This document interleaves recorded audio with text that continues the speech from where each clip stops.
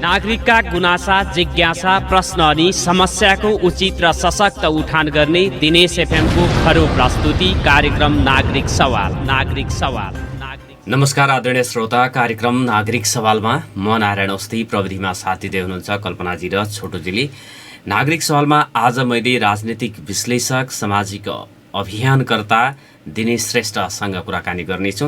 उहाँ विराटनगरबाट हामीसँग जोडिनुहुनेछ।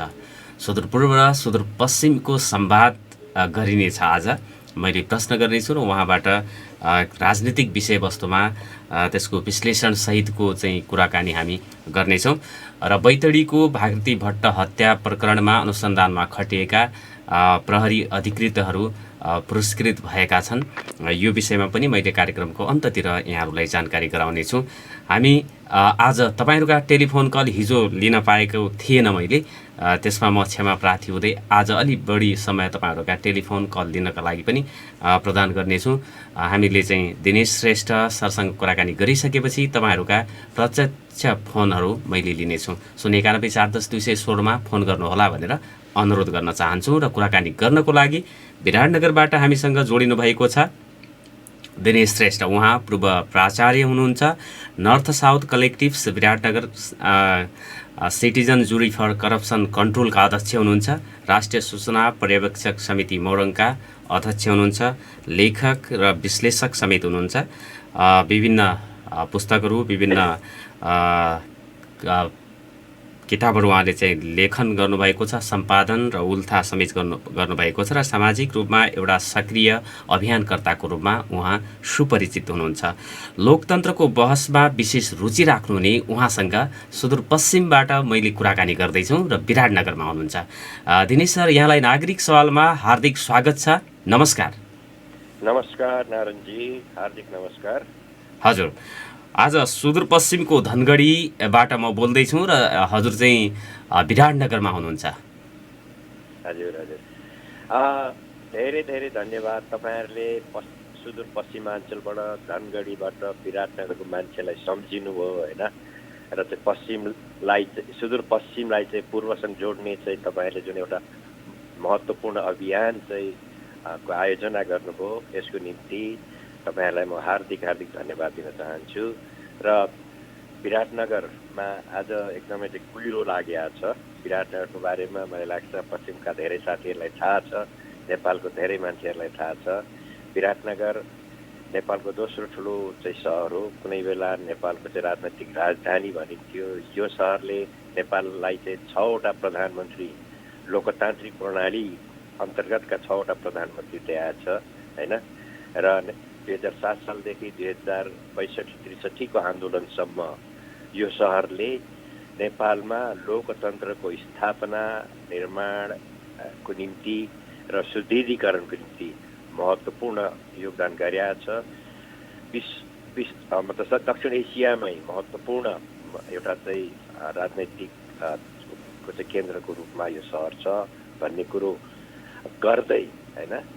र कुनै बेला विराटनगरलाई के पनि भनिन्थ्यो भने what Biratnagar thinks today the rest of Nepal thinks the other day भनिन्थ्यो होइन। विराटनगरलाई एउटा चाहिँ बौद्धिक सहरको रूपमा पनि लिइन्छ।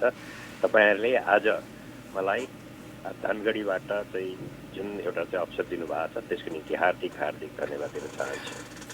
दिनेश सर, हामी चाहिँ अब त्यहाँ विराटनगरमा वातावरणमा कुहिरो लागेको छ भनेर भनिराख्नु भएको छ। नेपाली नागरिकहरूले नेपाली राजनीतिमा त्यसै खाले कुहिरो लाग्ने पो हो कि भनेर चाहिँ आशंका गरिराखेको स्थिति छ। यद्यपि यो चाहिँ प्रतिनिधि सभाको पुनर्स्थापना भएको छ।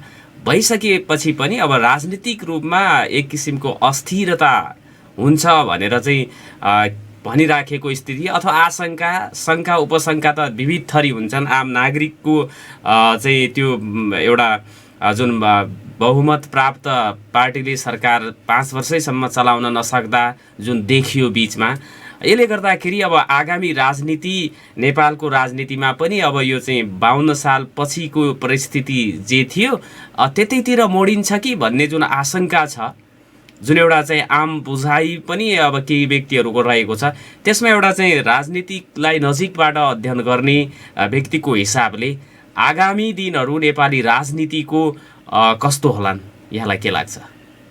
धन्यवाद। तपाईँले जुन प्रश्न गर्नुभएको छ त्यो प्रश्नको उत्तर दिने मतलब क्रममा म सबभन्दा पहिला त के भन्न चाहन्छु भने हाम्रो चाहिँ मतलब संसदको चाहिँ पुनर्स्थापना भएको छ र यसको निम्ति सर्वोच्च अदालतलाई हाम्रो न्याय प्रणालीलाई चाहिँ हामीले सम्मान गर्नुपर्छ र हामी सबैले चाहिँ यसबाट चाहिँ गौरव बोध गर्नुपर्छ भन्ने मलाई लागेको छ होइन।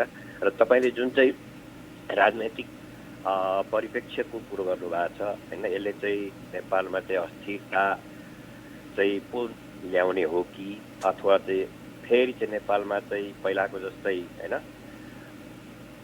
या के अरे अप्ठ्याराहरू चाहिँ सृजना हुने हुन् कि भन्ने जुन कुरो चाहिँ छ, त्यसको निम्ति अब दुईवटा कोणबाट चाहिँ हामीले चाहिँ हेर्नुपर्छ भन्ने मलाई लाग्छ। म चाहिँ जहिलेसुकै सकमा विश्वास गर्ने मान्छे भएको हुनाले यो जुन फैसला भएको छ यो फैसलाले अस्थिरता भन्दाखेरि स्थिरतालाई नै चाहिँ मतलब लिएर आउँछ भन्ने मलाई लाग्छ। किनभने सबभन्दा ठुलो कुरो कुनै पनि देशको राजनैतिक प्रणालीमा त्यो देशको चाहिँ राष्ट्रिय एकतामा, त्यो देशको चाहिँ राष्ट्रिय स्वाधीनतामा सबभन्दा महत्त्वपूर्ण कुरो के भने त्यो देशको चाहिँ संविधान हो होइन। र संविधानलाई जबसम्म हामी चाहिँ स्थापित गर्न सक्दैनौँ, त्यसलाई चाहिँ संविधान अनुरूप कानुन अनुरूप कुनै पनि देश राजनीतिक प्रणाली हिँड्दैन, तबसम्म चाहिँ कुनै पनि देशमा चाहिँ स्थिरताको चाहिँ कल्पना गर्न चाहिँ मतलब त्यो चाहिँ बियोन्ड आवर इमेजिनेसन, त्यो कल्पनादेखि बाहिरको कुरो हुन्छ होइन। त्यसकारण संविधानलाई, कानुनलाई जब तपाईँ हामी चाहिँ मतलब स्थापित गर्छौँ त्यस पछाडि स्थिरताका कुराहरू पनि स्वाभाविक रूपमै त्यसले चाहिँ लिएर आउँछ भन्ने मलाई लाग्छ होइन। र अब जस्तो हाम्रो देशमा चाहिँ विगतका इतिहासहरूले गर्दाखेरि, निकट विगतकै कुरोहरूले गर्दाखेरि पनि नेपालमा चाहिँ राजनैतिक चाहिँ अस्थिरताहरू थिए र अझै पनि मलाई लाग्छ हामी चाहिँ अस्थिरतामै छौँ होइन। कुनै चाहिँ पोलिटिकल पार्टीले, कुनै राजनैतिक मतलब पार्टीले चाहिँ एउटा चाहिँ एकदमै एब्सोल्युट मेजोरिटी ल्याउनु नै त्यो चाहिँ राजनैतिक स्थिरताको चाहिँ द्योतक अथवा परिचायक होइन है। तर स्थिरता भने त मतलब मान्छेले चाहिँ अनुभव गर्न सक्नुपर्छ होइन, त्यो व्यवहारमा चाहिँ उल्था भएको हुनुपर्छ र चाहिँ मान्छेले चाहिँ जनताले चाहिँ त्यसलाई चाहिँ आत्मसात गरेको हुनुपर्छ। तर नेपालमा यो केही वर्ष भनौँ होइन, त्यो चाहिँ एकदमै चाहिँ यसो हेर्दाखेरि संसदमा चाहिँ एकदमै मेजोरिटी एब्सोल्युट 2/3 नजिकको चाहिँ अवस्था हुँदा पनि जुन चाहिँ मतलब स्थिरता चाहिँ स्थापना हुनुपर्थ्यो, स्थिरतालाई चाहिँ कार्यान्वयन गर्न सक्नुपर्थ्यो राजनैतिक, सामाजिक, आर्थिक प्रणालीहरूमा, त्यो चाहिँ कुरो गर्न सकिएन होइन। त्यसले गर्दाखेरि यो स्थिरता जुन एउटा प्राविधिक रूपले 2/3 नजिक अब स्पष्ट बहुमत हुने बित्तिकै सरकार 5 वर्षसम्म सञ्चालन गर्ने एउटा नागरिकबाट म्यान्डेट पाइसकेपछि किन नेपालमा त्यो चाहिँ यो स्थायित्वपूर्ण सरकार गठन गर्न सकिँदैन? यसमा दोषी चाहिँ को हुन् भन्ने कुरा गर्दाखेरि मतदाता नेपाली नागरिक हुन्, राजनीतिक दलभित्रका नेताहरू हुन्, अथवा यो स्वार्थ समूहका कारणले गर्दाखेरि अस्थिरता नेपालमा 2007 सालदेखि निरन्तर छ? त्योभन्दा पहिला पनि अब अस्थिरताहरू थिए भनेर भनिन्छ। तथापि अहिलेको कुरा गर्दाखेरि यो अस्थिरता, नेपालको राजनीतिको अस्थिरताका कारणहरू चाहिँ भन्नुपर्दाखेरि के देख्नुहुन्छ? होइन, तपाईँले जुन कुरो उठाउनुभयो स्वाभाविक रूपमा प्रणालीगत कुराहरू र एउटा महत्त्वपूर्ण चाहिँ मतलब अस्थिरताका चाहिँ तत्त्व अन्तर्गत पर्छन् नै होइन। जस्तो हामीले चाहिँ अब नेपालको संविधानको कुरो गर्दा करिब 74 वर्षको नेपालको संवैधानिक इतिहासमा 2007 सालदेखि अहिले 2007 सालसम्म हामी चाहिँ विश्वको चाहिँ सर्वोत्तम दियौँ भनेर गौरव गरिरहेको बेला पनि संविधानका त्रुटिहरू होइन, जटिलताहरू, अप्ठ्याराहरू, चुनौतीहरू त प्रशस्त देखिए होइन। यो त के भने मतलब गर्दै जाँदाखेरि होइन, त्यसलाई चाहिँ व्यवहारमा चाहिँ लागू गर्दै जाँदाखेरि चाहिँ देखिने कुराहरू हुन्। स्वाभाविक विश्वको कुनै पनि संविधान सर्वोत्तम हुँदैन र चाहिँ के अरे कार्यान्वयन गर्ने बेलामा चाहिँ अप्ठ्याराहरू, जटिलताहरू देखिन्छ। त्यसकारण मतलब यो संविधानको दोष भन्दा पनि तपाईँले जुन कुरो उठाउनुभयो मूल मुद्दा त्यो के भने राजनैतिक प्रणाली, राजनैतिक मनोविज्ञान होइन, नेताहरूको चाहिँ मतलब सत्ता लिप्सा, नेताहरूको चाहिँ मनोविज्ञान र यी सब कुराहरूले चाहिँ मतलब मलाई लाग्छ सबभन्दा महत्त्वपूर्ण चाहिँ के भने भूमिका चाहिँ नेपालको राजनैतिक अस्थिरतामा, राजनैतिक विकृतिहरू चाहिँ ल्याउनमा चाहिँ भूमिका खेलेको छ। किनभने नेपालका प्राय सबै पार्टीका मूलधारका पार्टीका नेताहरूको राजनैतिक इतिहास हेर्ने भने एकदमै गौरवपूर्ण छ। तर जब उनीहरू सत्तामा चाहिँ सत्ताको भर्याङ चढेर जब चाहिँ राज्यमाथि चाहिँ शासन गर्ने उमा पुगेका छन् त्यति बेला उनीहरूको चाहिँ भूमिकाहरू, उनीहरूको चाहिँ कार्यशैली, उनीहरूको चाहिँ विचार, उनीहरूको चाहिँ मनोविज्ञान सबै चाहिँ एकदमै चाहिँ जनविरोधी होइन र त्यो आत्मकेन्द्रित र त्यो आफ्नो चाहिँ आफन्तहरूको निम्ति मात्रै चाहिँ प्रयोग गरिरहेको अवस्था चाहिँ देखिया छ। मलाई लाग्छ सबभन्दा पहिले जनता त मलाई लाग्छ कहिले पनि चाहिँ मतलब के अरे हामीले चाहिँ जनतालाई चाहिँ दोष दिनु हुन्छ जस्तो मलाई लाग्दैन। जनताले विश्वको चाहिँ अमेरिका जस्तो देशमा पनि होइन के अरे ट्रम्प जस्तो चाहिँ एउटा चाहिँ दक्षिणपन्थी तानाशाहलाई जिताए। तर के भने जनताले जिताए भन्दाखेरि जनताको त्यहाँ चाहिँ उनीहरूको चाहिँ दोष भन्दा पनि जो राजनैतिक रूपमा चाहिँ नेतृत्व गर्ने व्यक्ति हो उसले चाहिँ जुन भूमिकाहरू जुन चाहिँ खेल्नुपर्ने हो त्यसमा चाहिँ विचलन आएपछि मलाई लाग्छ राजनीतिमा चाहिँ अप्ठ्याराहरू यो जटिलताहरू चाहिँ सृजना हुन्छन्। र नेपालमा पनि जनताले त भोट दिएर पठाएकै हुन्। एकदमै चाहिँ मतलब लामो लामो इतिहास बोकेको, विरासत बोकेको नेताहरूलाई सँगसँगै चाहिँ एकदम चाहिँ राम्रो सङ्गठन भएका चाहिँ पार्टीहरूलाई, विशिष्ट चाहिँ मतलब इतिहास भएको चाहिँ पार्टीहरूलाई चाहिँ जिताएर पठाएको। तर के भने उनीहरूले चाहिँ खेल्नुपर्ने जुन चाहिँ भूमिका हो त्यसलाई चाहिँ उनीहरूले खेल्न सकेनन् र त्यो नै चाहिँ सबभन्दा ठुलो चाहिँ दोष हो होइन।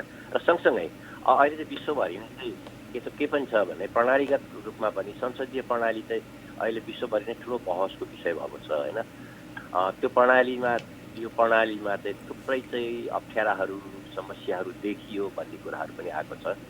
र विश्वभरि नै चाहिँ केही चाहिँ स्क्यान्डिनेभियन कन्ट्रीहरूमा बाहेक अब इभन चाहिँ मतलब ब्रिटेनमै पनि यसका चाहिँ जटिलताहरू, अप्ठ्यारो देखिया छन्, युरोपमा पनि देखिया छ र अफ्रिका र एसियन मुलुकहरूमा त प्रशस्तै देखिया छ। त्यस कारण के भने प्रणालीगत कारणहरू पनि छन् होइन, यसमा चाहिँ लामो बहस हुन सक्छ। जुन यो परम्परागत संसदीय प्रणाली छ यसका कारणले गर्दा हो समस्या, यसमा सुधारको आवश्यकता देख्नुहुन्छ यहाँले?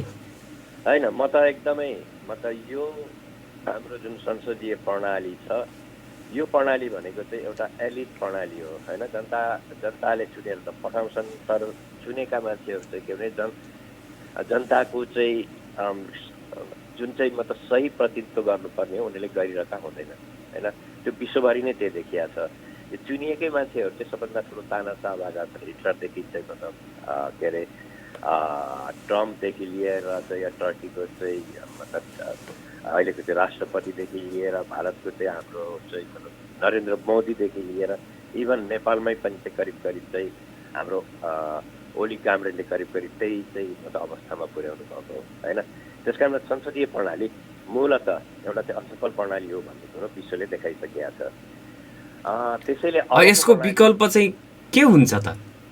होइन, यसको विकल्प भनेको त लोकतन्त्रको विकल्प भनेको त लोकतन्त्रै हो होइन। अब लोकतन्त्रलाई अझ गहिरो, अझ चाहिँ मतलब कसरी चाहिँ अझ चाहिँ विशाल होइन र अझ कसरी चाहिँ सहभागितामूलक बनाउने हो त्यो चाहिँ महत्त्वपूर्ण कुरो हो होइन। र जबसम्म चाहिँ जनता चाहिँ लोकतन्त्रमा एकदम चाहिँ प्रत्यक्ष रूपले होइन नीति निर्माणदेखि त्यो नीतिको चाहिँ कार्यान्वयनदेखि त्यसको चाहिँ मूल्याङ्कनसम्म जबसम्म जनता चाहिँ सम्पूर्ण रूपमा होइन अर्थपूर्ण ढङ्गले एकदम सहभागी हुँदैनन् तबसम्म कुनै पनि देशको चाहिँ लोकतन्त्र चाहिँ सफल हुँदैन। त्यस कारण लोकतन्त्रको विकल्प भनेको अघि मैले भने लोकतन्त्रको विकल्प लोकतन्त्रै हो। तर यहाँले चाहिँ सहभागितामूलक लोकतन्त्रको कुरा गर्नुभएको छ। यो सहभागितामूलक लोकतन्त्र भनेको के हो? यसमा कसरी यो चाहिँ अब अहिलेको जुन चाहिँ यो संसदीय प्रणाली छ किन यो सहभागितामूलक छैन र यसमा पनि नागरिकहरूले मतदान गर्नुहुन्छ, जनप्रतिनिधिहरूलाई पठाउनुहुन्छ, यो कम सहभागितामूलक छ अहिलेको? होइन, जस्तो तपाईँले जुन कुरो गर्नुभयो कि अहिलेको लोकतन्त्र त हो होइन, र चाहिँ जनताले नै चुनेर गएका प्रतिनिधिहरूले शासन गर्छन् भन्ने जुन कुरो गर्नुभयो, तर त्यो त के भने व्यवहारमा त त्यो देखिया छैन नि त है। जस्तो लोकतन्त्रले त जनताको चाहिँ आधारभूत भूमि तहदेखि लिएर होइन अन्य चाहिँ विभिन्न क्षेत्र वर्गका चाहिँ मानिसहरूलाई, भूगोलका मानिसहरूलाई जसरी चाहिँ न्याय चाहिँ मतलब उपलब्ध गराउन सक्नु पर्थ्यो त्यो त मतलब उपलब्ध गराउन सकेका छैन है। त्यो मतलब नेपालमा मात्रै होइन, भारतमा छ, भारतमा पनि छैन, इभन चाहिँ ब्रिटेनमा छ, ब्रिटेनमा पनि छैन, र अरू पनि थुप्रै चाहिँ संसदीय प्रणालीहरू चाहिँ प्रयोग गरिरहेको मुलुकहरूमा पनि छैन। अब त्यसको निम्ति म तपाईँलाई सहभागितामूलक लोकतन्त्रको कुरो अलिकति गर्न चाहन्छु। सहभागितामूलक लोकतन्त्र भनेको कुनै पनि के अरे शासन प्रणालीमा, मूलत यो केन्द्रीय शासन प्रणालीमा यो एकदम चाहिँ व्यवहारमा लागू गर्न त्यति चाहिँ सजिलो हुँदैन, तर विशेष गरिकन स्थानीय शासन प्रणालीमा र अन्य विभिन्न सङ्घ संस्था अरू चाहिँ मतलब के अरे सत्ता केन्द्रहरूमा यसलाई चाहिँ प्रयोग गर्न सकिन्छ। त सहभागितामूलक लोकतन्त्र भनेको अघि पनि मैले छोटकरीमा भने जस्तो कुनै पनि शासन प्रणालीमा कुनै पनि विकासको चाहिँ मतलब आयोजनाहरूमा कुनै पनि निर्माणको चाहिँ प्रक्रियामा जुन नागरिकहरू, सरोकारवालाहरू मतलब भूमि तहका नागरिकहरूलाई पनि चाहिँ उनीहरूलाई चाहिँ मतलब नीति निर्माणमा उनीहरूको चाहिँ आवश्यकताहरू के हुन्, उनीहरूका चाहिँ सबभन्दा चाहिँ मतलब उनीहरूले चाहिँ सबभन्दा छिटो, सबभन्दा चाहिँ उनीहरूको चाहिँ प्राथमिकतामा चाहिँ मतलब पर्ने आवश्यकताहरू के हुन् भन्ने कुरो उनीहरूलाई नै चाहिँ छान्न दिने होइन। त्यो छानिसकेपछि त्यसलाई चाहिँ कसरी चाहिँ मतलब कार्यान्वयन गर्ने होइन, त्यसको चाहिँ मतलब नियमहरू अरू चाहिँ अरू विभिन्न किसिमका चाहिँ प्रणालीहरूको चाहिँ विकास गर्ने, अनि त्यसमा चाहिँ उनीहरूलाई चाहिँ उनीहरूको चाहिँ त्यो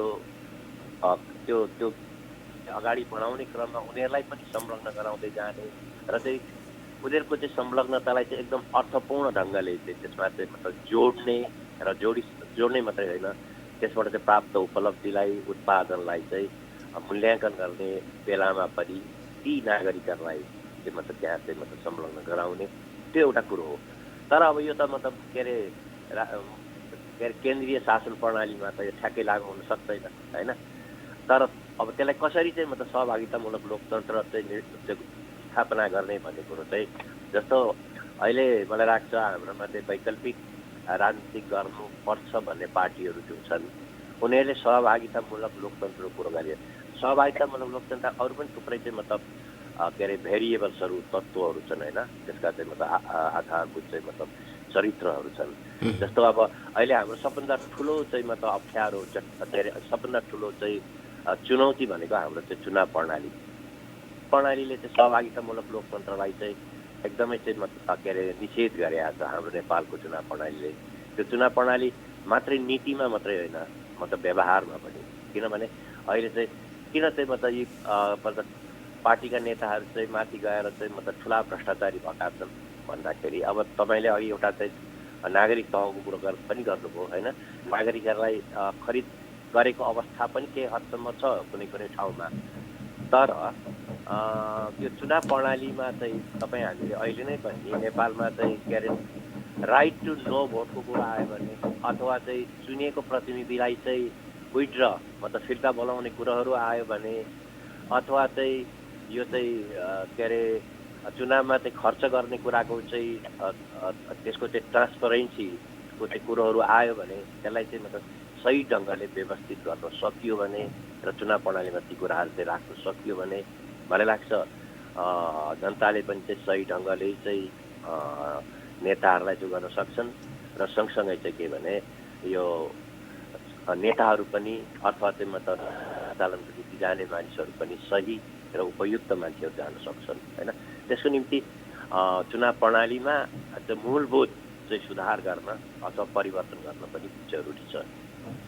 जस्तो यो सहभागितामूलक लोकतन्त्रको कुरा गर्दाखेरि परम्परागत शासन भएका ठाउँहरूमा जस्तो यो ग्रिसको कुराहरू जुन चाहिँ सुक्रात लगायतको चाहिँ त्यो एउटा यो प्लेटोको जुन आदर्श राज्य छ त्यसमा परिकल्पना गरिएको कुरा चाहिँ लागू हुनुपर्छ भन्न खोज्नु भएको हो कि नेपाल अथवा दक्षिण एसियाकै सन्दर्भमा पनि त्यो कुराहरू योभन्दा पहिला नै अभ्यासमा आइसकेको यो चाहिँ कुरा हो र बिचमा यो हराएको हो सहभागितामूलक लोकतन्त्रको अभ्यास? होइन, तपाईँले जुन कुरो भन्नुभयो मतलब जस्तो ग्रिकेली मतलब लोकतन्त्र होइन चाहिँ मतलब त्यति बेला डाइरेक्ट मतलब डेमोक्रेसीको कुरो थियो होइन, प्रत्यक्ष प्रजातन्त्रको कुरो। अब प्रत्यक्ष प्रजातन्त्र भने चाहिँ तपाईँले चाहिँ ठुलो अब त भूगोल चाहिँ सानो भूगोल भएको त कुनै राज्य छैन होइन। एउटा कुनै चाहिँ राजधानी काठमाडौँमै मात्रै एउटा राज्य भएदेखि त्यहाँ चाहिँ सिधा अथवा चाहिँ धनगढी मात्रै एउटा राज्य भएदेखि सिधा प्रत्यक्ष के अरे चाहिँ डेमोक्रेसीलाई चाहिँ प्रयोग गर्न सक्ने अवस्था हुन्छ होइन। मैले मतलब त्यो चाहिँ त्यति बेलाको प्राचीन कुरो गरे होइन होइन। प्राचीन चाहिँ केही राज्य व्यवस्थाहरूमा प्रत्यक्ष के अरे डेमोक्रेसीलाई प्रयोग गरिएको थियो र सँगसँगै त्यहाँ सहभागितामूलक लोकतन्त्रको चाहिँ एकदम चाहिँ सर्वोत्तम प्रयोगहरू गरिएको थियो। तर विश्वमा त के भने चाहिँ राज्यको चाहिँ भूगोल चाहिँ विशालतम भएर गयो, बढेर गयो होइन। अब नेपालै पनि विश्वको चाहिँ 43औं ठुलो मुलुकमा पर्छ। त्यस कारणमा त नेपालमा चाहिँ त्यति बेलामा ग्रिसमा अथवा चाहिँ रोममा चाहिँ प्रयोग गरेको जस्तो सहभागितामूलक लोकतन्त्र ठ्याक्कै प्रयोग गर्न सकिँदैन है। तर यो सहभागितामूलक लोकतन्त्र भनेको चाहिँ सिधा होइन प्रत्यक्ष रूपमा चाहिँ मात्रै होइन, त्यसका चाहिँ भेरिएबल्सहरू त्यसका चाहिँ आधारभूत तत्त्वहरू चाहिँ धेरै छन् होइन। र विशेष गरिकन त्यो चाहिँ जस्तो सहभागितामूलक लोकतन्त्र ल तपाईँको धनगढी चाहिँ नगरपालिकामा चाहिँ मजाले प्रयोग गर्न सकिन्छ अथवा चाहिँ सहभागितामूलक लोकतन्त्र विराटनगर महानगरपालिकामा मजाले प्रयोग गर्न सकिन्छ अथवा सहभागितामूलक लोकतन्त्र भनेको त्यहाँको चाहिँ कुनै चाहिँ कलेजमा अथवा कुनै चाहिँ संस्थामा चाहिँ मजाले प्रयोग गर्न सकिन्छ। जस्तो हो नेपालमा चाहिँ के अरे यो के अरे वन उपभोक्ता जुन समिति छ होइन, यसले चाहिँ सहभागितामूलक लोकतन्त्र चाहिँ गजबले प्रयोग गरेको छ भनेर मतलब मूल्याङ्कनहरूले रिपोर्टहरूले देखाएको छ।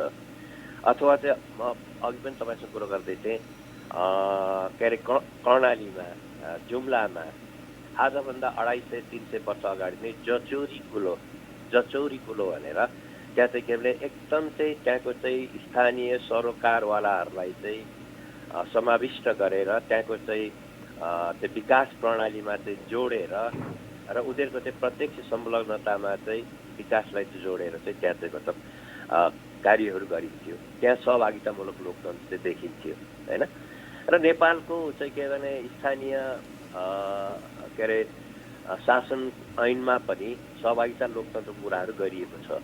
तर मैले चाहिँ मतलब अघि चाहिँ हाम्रो चाहिँ यो अलिकति चाहिँ यो यतातिर जानुभन्दा तपाईँले उठाउनु भएको जुन कुरो छ संसदीय प्रणालीलाई चाहिँ कसरी चाहिँ मतलब डिपन गर्ने, यसलाई चाहिँ अझ गहिरो र यसलाई चाहिँ अझ चौडा र यसलाई चाहिँ अझ कसरी चाहिँ गर्ने कुरो चाहिँ महत्त्वपूर्ण हो र नेपालमा चाहिँ त्यो कुरो हुन सकेन। नेपालमा मात्रै होइन थुप्रै मुलुकमा जस्तो अहिलेकै अवस्थामा पनि सर्वोच्च अदालतले संसद पुनर्स्थापना गरेको छ। यदि ताजा जनादेशमा गएको भए सबैको आफ्नो हैसियत परीक्षण हुन्थ्यो र नयाँ एउटा जनादेशका आधारमा नयाँ तरिकाबाट सरकार गठन हुने, सरकार बन्ने कुरा हुन्थ्यो।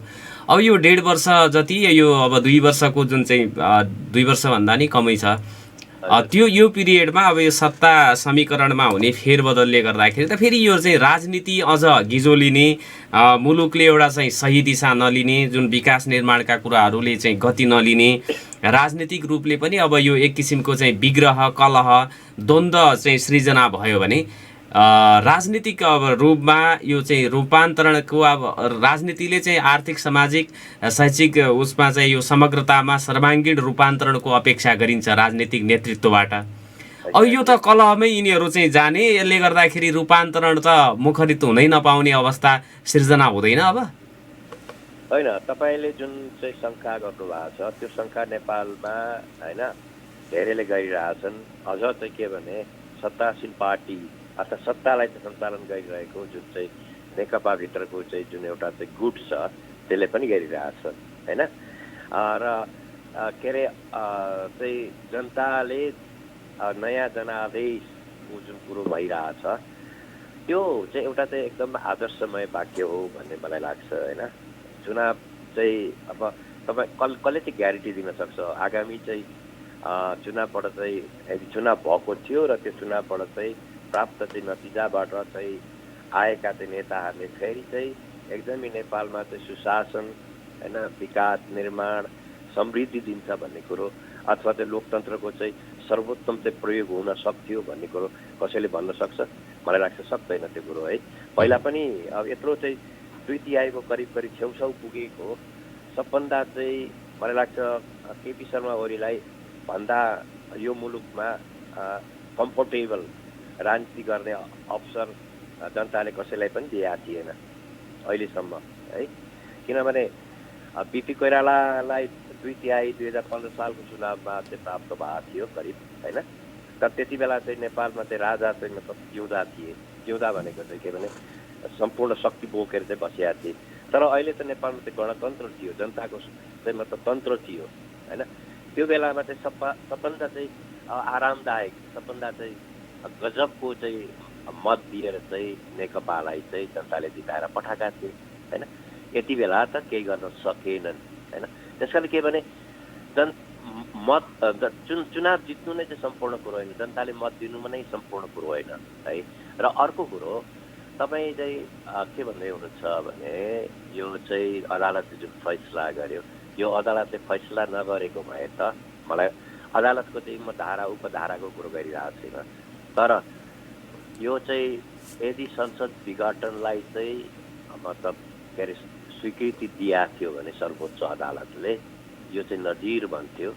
र नजिर भन्दाखेरि बनेको अवस्थामा होइन कुनै पनि बेला कुनै पनि अवस्थामा सनक चढ्ने बित्तिकै प्रधानमन्त्रीले चाहिँ संसद चाहिँ विघटन गर्न सक्ने अवस्थाहरू रहन्थ्यो होइन। त्यो चाहिँ कानुनी आधार प्राप्त हुन्थ्यो, संवैधानिक आधार प्राप्त हुन्थ्यो। किनभने विश्वभरि नै चाहिँ नजिरहरूले चाहिँ तिनै कुरोहरू चाहिँ गरेका छ राम्रा नजिर।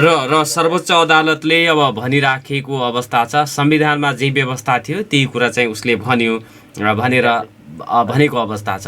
यहाँनिर चाहिँ अब नेपालको राजनीतिको चाहिँ कोर्स हुन्छ नि त्यो कतातिर जाला? जस्तो संसदको अङ्कगणितले के आकलन गर्न सकिन्छ? अब प्रधानमन्त्रीमा केपी शर्मा ओली यथावत रहिरहने सम्भावना कतिको छ? अथवा नेकपाको अर्को समूहले सरकार बनाउन सक्ने सम्भावना कतिको रहेको छ? काङ्ग्रेस सहितको ओलीको सम्भावना, काङ्ग्रेस सहित प्रचण्ड माधव को सम्भावनाहरू चाहिँ कति प्रतिशत जति देखिन्छ? अब के अरे तपाईँले जुन चाहिँ के अरे यो चाहिँ तथ्याङ्कको कुरो गर्नुभयो संसदभित्रको त्यसलाई हेर्दाखेरि त ठ्याक्कै अहिले कुनै एउटा पार्टीले होइन अब किनभने नेकपा चाहिँ फुटको सङ्घारमा कानुनी रूपमा नफुटे पनि होइन मतलब व्यावहारिक रूपमा त फुटेको छ होइन। दुईवटा चाहिँ फुट छ, एक पक्षले अर्को पक्षलाई अस्वीकार नगर्ने स्थिति छ हालसम्म, स्वीकार नगर्ने स्थिति छ, निषेध गरेको परिस्थिति छ होइन। त्यति बेला ठ्याक्कै चाहिँ एउटा चाहिँ कुनै एउटा चाहिँ ठुलो दलले होइन आफू चाहिँ मेजोरिटी पुर्याएर चाहिँ सरकार गठन गर्ने अहिलेको चाहिँ अवस्था छैन होइन। त्यति बेला तर त्योभन्दा अगाडि केही जटिलताहरू छन् जस्तो नेकपाभित्रकै चाहिँ अब कुन चाहिँ नेकपा विश्लेषक लेखक एवं अध्येता दिनेश श्रेष्ठसँग कुराकानी गरिराखेका छौँ। विराटनगरबाट हामीसँग जोडिनु भएको छ। पुनः स्वागत छ सर यहाँलाई। धन्यवाद। जस्तो हामी त्यही कुरा गरिराखेका थियौँ त्यसमै जस्तो प्रधानमन्त्री केपी शर्मा ओलीले नै निरन्तरता पाउने सम्भावनाहरू अधिक छ अथवा उहाँले चाहिँ अब जसरी पनि उहाँलाई विस्थापन हुनैपर्ने जस्तो राजीनामा नै आउन सक्ने सम्भावनाहरू चाहिँ कतिको छ राजनीतिक वृत्तमा चाहिँ कसरी हेरिएको छ यो कुरालाई बाहिरबाट हेर्दाखेरि विश्लेषण अब गर्दाखेरि? जहिलेसुकै होइन हामीले नेपालको राजनीतिको कुरो गर्दाखेरि अब सम्भावनाहरूलाई चाहिँ जहिलेसुकै लिएर हिँड्नुपर्ने हुन्छ होइन, नेपालमा मात्रै होइन विश्वमै। र अहिले यसो हेर्दाखेरि त अब मैले चाहिँ एउटा चाहिँ राजनीतिक आदर्शवादको कुरो गर्दाखेरि चाहिँ यो के अरे सर्वोच्च अदालतको चाहिँ फैसला आइसकेपछि प्रधानमन्त्री केपी शर्मा ओलीले राजीनामा चाहिँ दिनुपर्थ्यो नैतिकताको आधारमा है।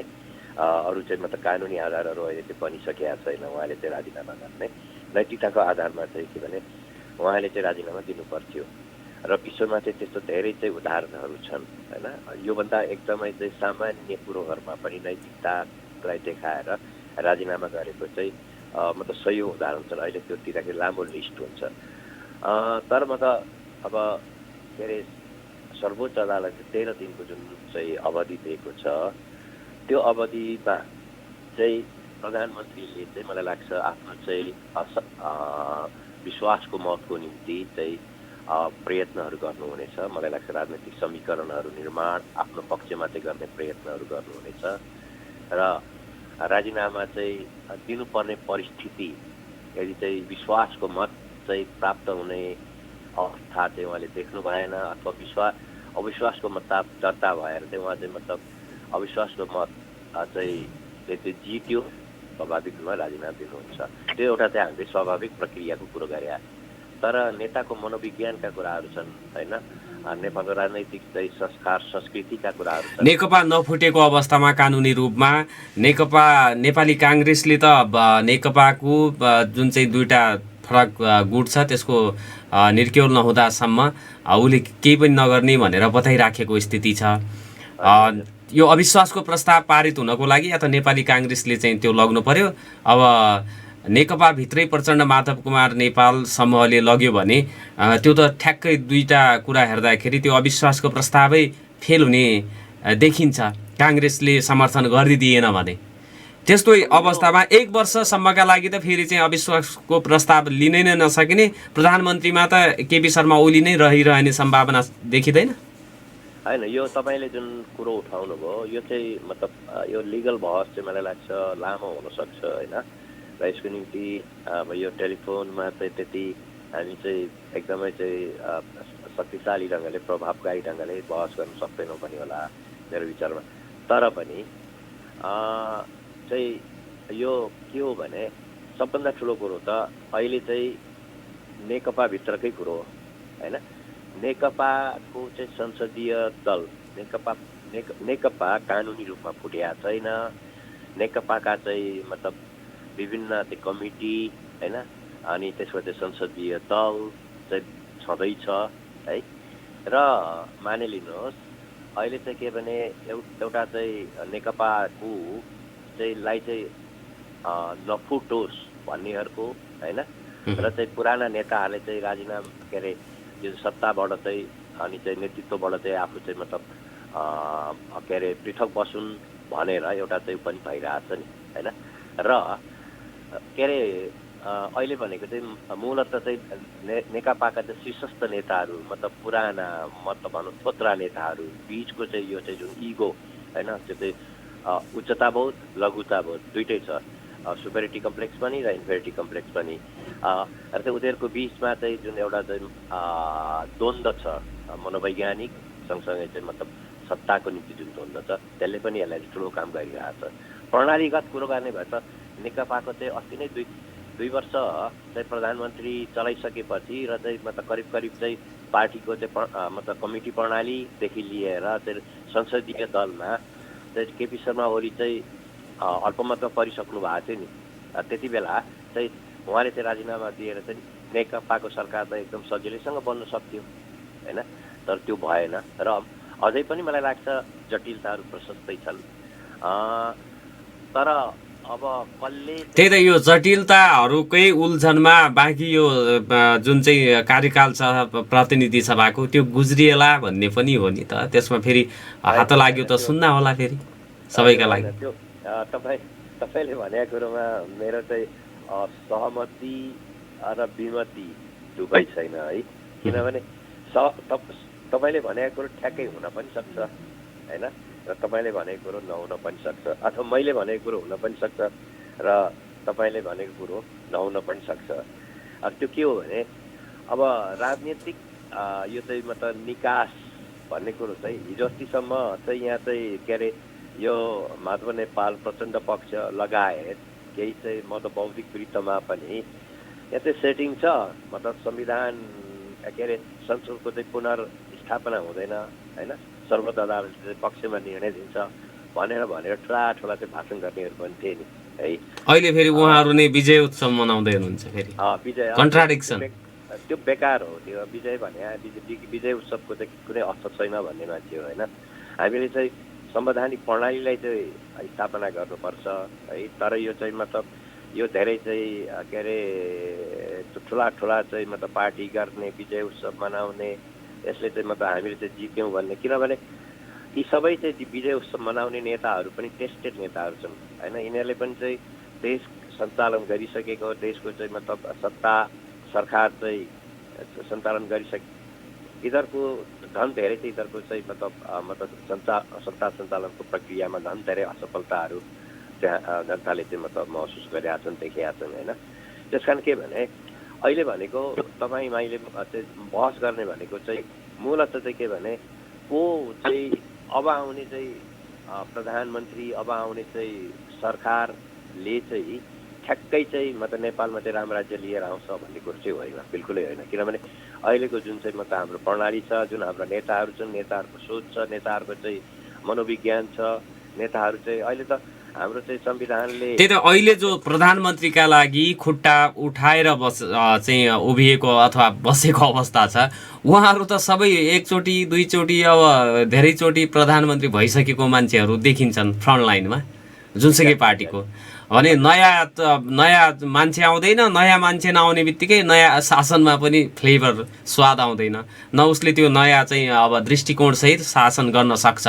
तसर्थ पुरानो छ भने त्यसैलाई यसो चाहिँ 5 वर्ष खान दिउँ न भन्ने सोच चाहिँ किन नगर्ने भन्ने त नागरिकहरूको पनि बुझाइबाट त्यो हुनसक्छ नि। 5 वर्ष तान्न दियो यसैलाई, ओलीलाई नै, किन यिनीहरूले झगडा गरिराखेका होलान् भनेर यो चाहिँ आम नागरिकको बुझाइबाट हेर्ने हो भनेपछि त प्रधानमन्त्री ओलीले नै निरन्तरता पाउनुमा पनि कुनै अप्ठ्यारो छैन, अब नपाए पनि अप्ठ्यारो त छैन। तर यो चाहिँ सत्ताको लोचाचुडीले गर्दाखेरि समग्र विकासको पद्धति प्रणाली अवरुद्ध हुने, सुशासन पनि प्रत्याभूत नहुने भएर चिन्ता हो नागरिकहरूको। अब चाहिँ यो हामी चाहिँ कार्यक्रमको अन्ततिर छौँ र मैले यहाँको चाहिँ दृष्टिकोण जान्न चाहे, होला चाहिँ के अब बहिर्गमन निश्चित छ ओलीका लागि र अर्को प्रधानमन्त्री नेकपा भन्दा पनि नेपाली काङ्ग्रेसको सम्भावना धेरै देखिँदैछ, दुवैले अफर गरेको स्थिति भन्ने कुरा आयो। अब प्रधानमन्त्री नेपाली काङ्ग्रेसको मान्छे हुन्छन्, देउवा हुन्छन् होइन। अब यो चाहिँ मतलब राजनीतिमा त मैले भने मतलब यु क्यानट प्रेडिक्ट होइन, यो ठ्याक्कै यो हुन्छ अथवा यो हुँदैन भनेर तपाईँ हामी भन्न सक्दैनौँ होइन। तर सम्भावनाहरू ओलीको बहिर्गमन करिब निश्चित छ जस्तो लाग्छ होइन। तपाईँलाई लाग्यो अथवा अरू तपाईँलाई भनेको मैले चाहिँ केही मानिसहरूलाई, केही क्षेत्र वर्ग होइनलाई चाहिँ लागेको छ होइन, केही चाहिँ पार्टीका चाहिँ मान्छेहरूलाई लागेको छ।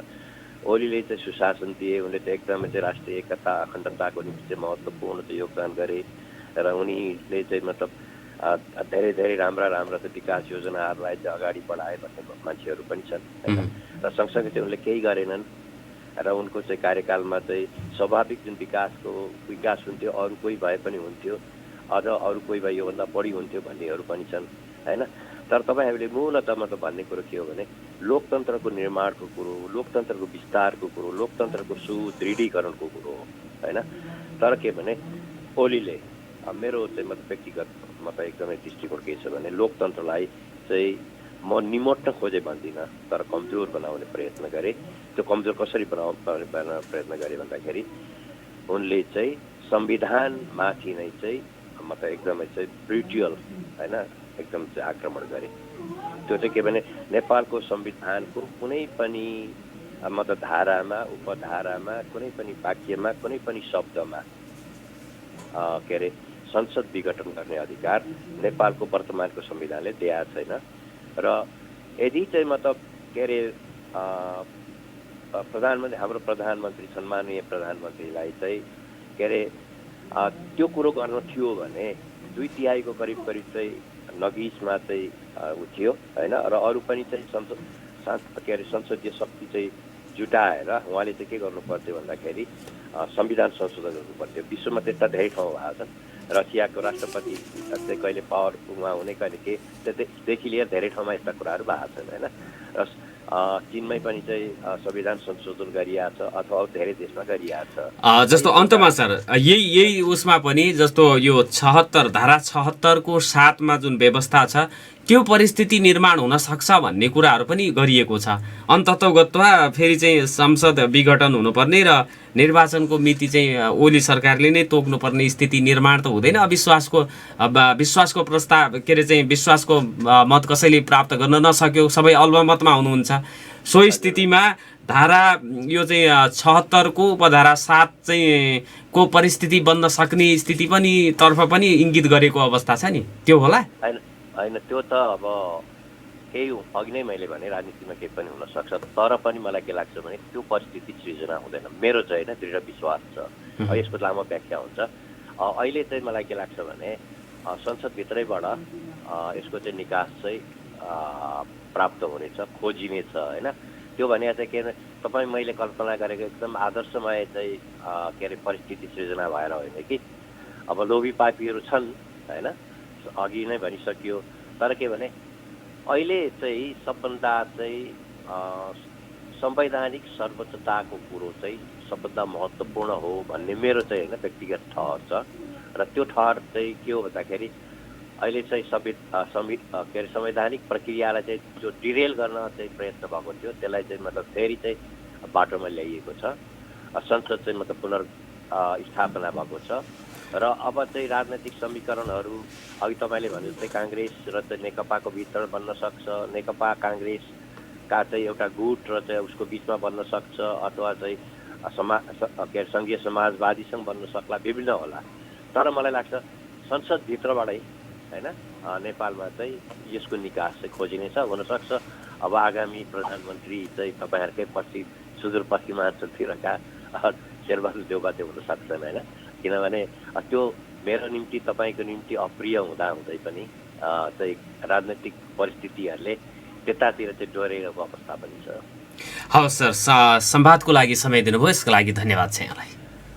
धन्यवाद तपाईँहरूलाई पनि, पूर्वलाई होइन सुदूरपश्चिमाञ्चलले चाहिँ जोड्ने प्रयत्न गर्नुभयो।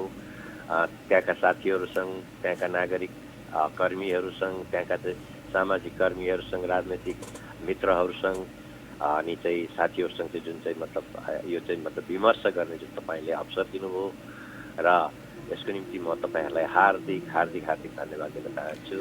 र विराटनगरबाट तपाईँहरूलाई हार्दिक चाहिँ मतलब अभिवादन पनि गर्न चाहन्छु। धन्यवाद।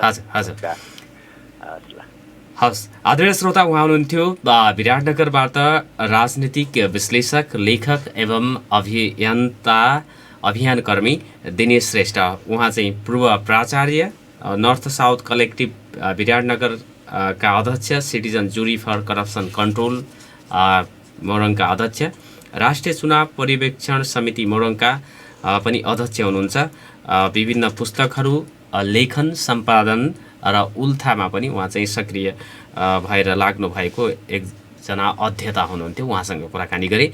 यसपछि म तपाईँहरूका टेलिफोन कल लिनेछु। 091 410 216 फोन गर्नको लागि म अनुरोध गर्न चाहन्छु। सधैँ हामी 8:15 पछि तपाईँहरूलाई फोन गर्नको लागि समय उपलब्ध गराउँदछौँ। तर हिजो चाहिँ अलि प्राविधिक समस्याको कारणले गर्दाखेरि तपाईँहरूका टेलिफोन कल लिन सकेको थिएन। एउटा मात्रै कल मैले लिन सकेको थिएँ। सो विषयमा म आज पनि क्षमा प्रार्थी छु, किनभने हामीले तपाईँहरूका लागि छुट्याएको समय तपाईँहरूले नै फोन कल गरेर सदुपयोग गरिदिनु होला भनेर पुनः म अनुरोध गर्न चाहन्छु। 091 410 216 श्रोताहरूको फोन गर्नको लागि खुला रहेको म जानकारी गराउन चाहन्छु। र भागरथी हत्या प्रकरणको सफल अनुसन्धान गर्ने डिआइजी सहितका 5 जना प्रहरी पुरस्कृत भएका छन्। भागरथी हत्या प्रकरणको सफल अनुसन्धान गर्ने सुदूरपश्चिम प्रदेश प्रहरी कार्यालयका प्रमुख प्रहरी नायब महानिरीक्षक डिआइजी उत्तमराज सुवेदी सहितका 5 प्रहरी पुरस्कृत भएका छन्। फोन आएको छ। यहाँलाई नागरिक सवालमा हार्दिक स्वागत छ। नमस्कार, को बोल्दै हुनुहुन्छ? धन्यवाद बाबु। हजुर हजुर, बुवा प्रणाम छ। यहाँ बाजे भाग्यमानी आराम छ बा? हजुर हजुर, ठिकै छौँ। अनि हजुर चाहिँ के भन्न चाहनुहुन्छ? के भन्नु बा, भन्न जस्तो त बोलमा छ, मुखभरि पानी भन्ने जस्तो भयो। नेपाल त गयो पाल भन्ने जस्तो भइहाल्यो। अब के नेपाल हुन्छ? यो नेपाल भनेको न्यायपाल, ऋषिले पालित गरेको हुनाले यो न्यायपाल हो। त्यस्तो भए हुनाले यो न्यायको पालना हुनुपर्ने, न्याय हुनुपर्ने ठाउँ हो। यो भनेको न्याय हुनुपर्ने ठाउँ भए हुनाले यो नेपाल हो। त यहाँ पनि के न्याय हुनु, के हुनु, कसमा गर्छ जान्न त म के जान्न थिएँ। यसलाई माथि समेतका सबैले राजनीति भन्नुभएको छ। त्यसलाई राजनीति भन्दैन। पहिलो कुरा मेरो जान्न त म के जान्न छु, तैपनि आफ्नो जाने आफ्नो सुविचार हो। किनभनेदेखि म एउटा आफ्नो लोकल भाषामा गीत बनाएको छु मैले सानो। राजाको राजनीति हुन्छ, पार्टीको पालनीति। अब नेपाल आउने हो कि विदेशी राजनीति? राजा भयो भने राजनीति हुन्छ, पार्टीकी पालनीति हो। यो राजनीति यसलाई भन्नै सुहाउँदैन। पालनीति हो, पालनीति फस्टाया छ, राम्रो भयो। राजनीति बिनु धन बिनु धर्म हरि समर्पे बिनु शतकर्म विद्या बिनु विवेक उपजाए श्रम फल पढे किए रूपाए। यो रामचरितमानसमा लेखिएको। राजनीति भनेको नीति समेतको राजनीति हो। नीति नभएको राजनीति हुँदैन। राजनीति बिनु धन बिनु धर्म, धन भएन भने धर्म हुँदैन। राजनीति बिनु धन बिनु धर्म हरि समर्पे बिनु सत्कर्म, भगवानलाई नै भने सत्कर्म हुँदैन। हरि समर्पे बिनु सत्कर्म विद्या बिनु विवेक उपजाए, विद्या छैन भनेदेखि बुद्धिको विकास हुँदैन। विद्या बिनु विवेक उपजाए श्रमफल पढे किएहरू पाए। जति पढ्छ मान्छे उभन्दा बढी गुनेर काम गरेर ऊ फल पाउँछ भनेको छ। भनेदेखि त्यस्तो त यहाँ देखिएन। नीति नभएको कुरा, नीतिहीन राजनीति भयो, जसले गर्दाखेरि नागरिकले दुःख पाइराखेका छन् भन्ने यहाँको भनाइ। अझै दुःख पाउँछन् हजुर। यस्तो कसो भने अरस्तुले एक ठाउँ मलाई त्यति याद त छैन, तैपनि याद भएअनुसार अरस्तुले के भनेका छन् भने प्रजातन्त्र भनेको मूर्खहरूको शासन हो भनेको छ। किनभनेदेखि कुनै देशमा पनि विद्वानभन्दा मूर्ख बढी हुन्छन्। मूर्खले लिएको बोटले त्यो जित्छ र जान्छ। त्यो या हुनाले त्यो मूर्खहरूको शासन हो भनेको छ। त्यस्तै किसिमले अब हेर्नुहोस्, बहुमूल्य भन्यो मत, तपाईँको मूल्य छैन भन्यो होइन, त अर्को पक्षको जित लाग्यो भनेदेखि कोहीको मत समाएर नसपाए निल्दियो। ल अब बहुमूल्य मत निल्यो भने कही संविधानमा लेखिएको थियो र निल्यो त निल्यो। निलेपछि त्यो गलत गर्यो भनेदेखि तपाईँको सजाय के पायो? कुछ पनि पाएन। भनेदेखि त्यसरी उका मात्रै निलेर देशै गाई गरिदिनु, त्यो कतिसम्मको राजनीति हो? त्यस्तो गरेर जसरी पनि आफ्नो दुनु सोझ्याउने काम यो हो। यिनीहरू कस्ता भनेदेखि यिनीहरू एउटा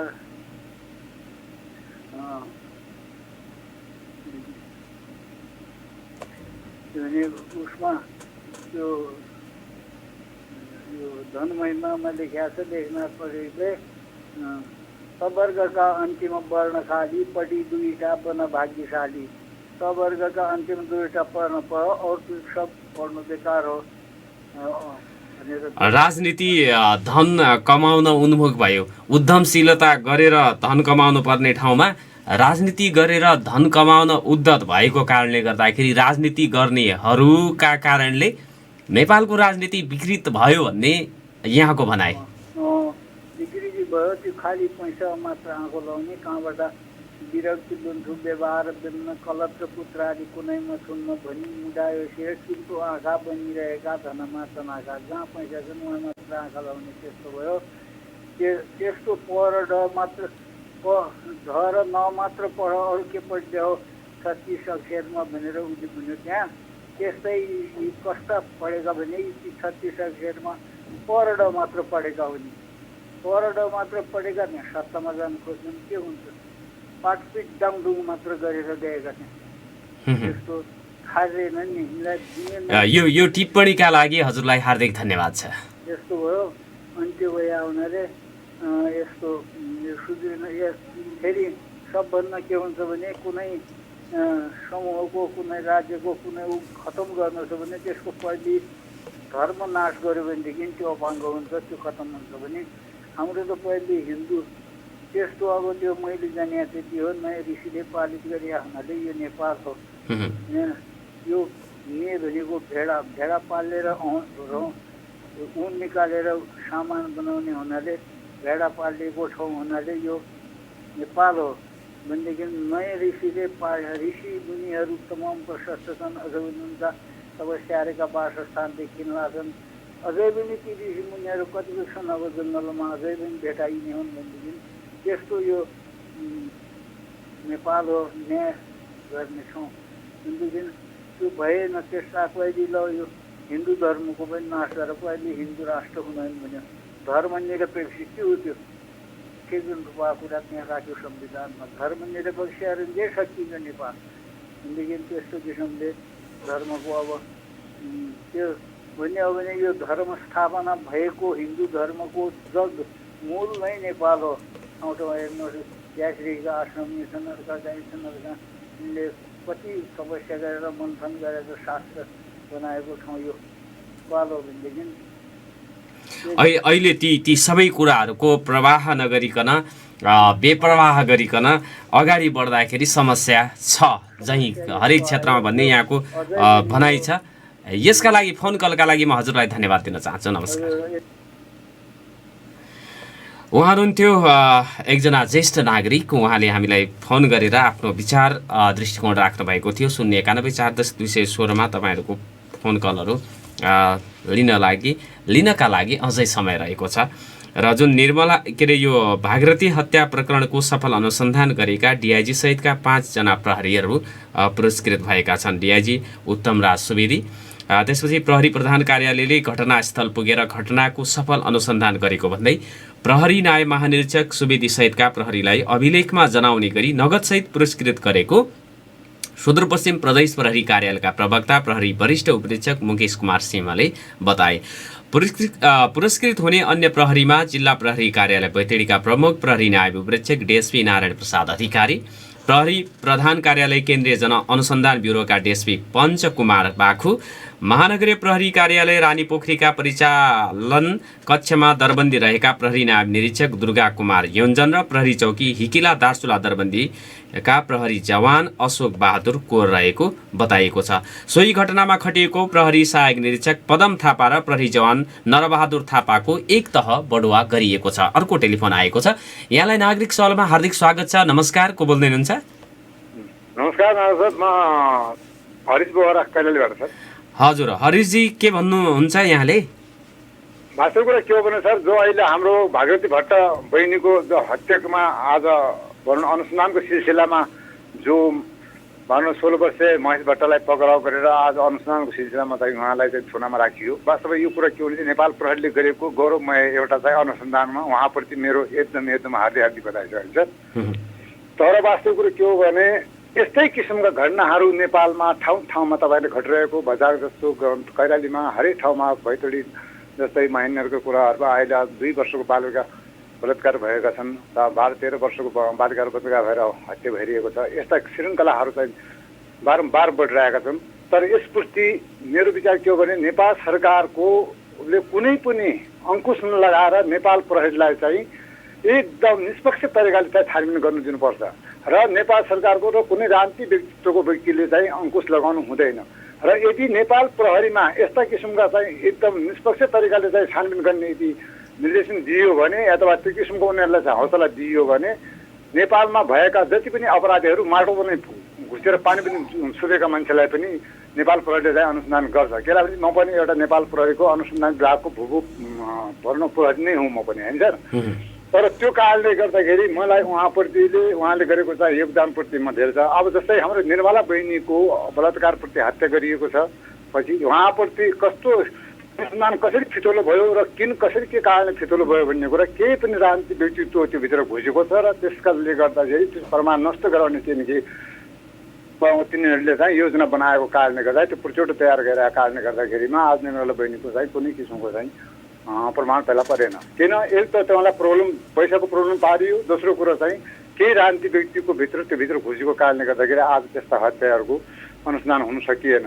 अनि यस्ता किसिमका अनुसन्धान गर्ने प्रहरी अधिकारी अथवा प्रहरी जवान या जुन पनि युनिटको व्यक्ति होस्, तर उहाँप्रति निष्पक्ष र एकदम सही तरिकाले चाहिँ अनुसन्धान गर्नु दिनुपर्छ र भागीरथी बहिनीले जस्तो भनौँ नेपालको हुनहार, देशको लागि हुनहार एउटा हाम्रो बहिनीले आज ज्यान गुमाउनु पर्यो, त्यस्ता चाहिँ अपराधीहरू, त्यस्ता चाहिँ दण्डित अपराधीहरूलाई चाहिँ महादण्ड दिनुपर्छ। भरसक मेरो विचार के हो भने नेपालको संविधान 2072 को संविधानलाई चाहिँ संशोधन गरेर पनि नेपालका त्यस्ता चाहिँ बलात्कारीहरू र जसले अवैध बालबच्चालाई चाहिँ बलात्कार गर्छन्, हत्या गर्छन्, त्यसको लागि चाहिँ मृत्युदण्डको एउटा व्यवस्थाको गर्नुपर्छ नेपाल सरकारले र संशोधन गरेर पनि बहुमत सरकारले चाहिँ संशोधन गर्नुपर्छ र त्यस्ता व्यक्तिलाई चाहिँ 2-4 जनालाई चाहिँ यदि मृत्युदण्ड दिएको भए आज नेपालमा चाहिँ यस्ता किसिमका चाहिँ साना साना बालबच्चाहरू बलात्कारपछि हत्या हुने थिएन र उनीहरूको त्यो स्थिति आउने थिएन र आज आमाको कोख रित्तो हुने थिएन, आमा बुवाले रात दिन रोउनुपर्ने थिएन र भाइ बहिनीहरूले ठाउँ ठाउँमा चाहिँ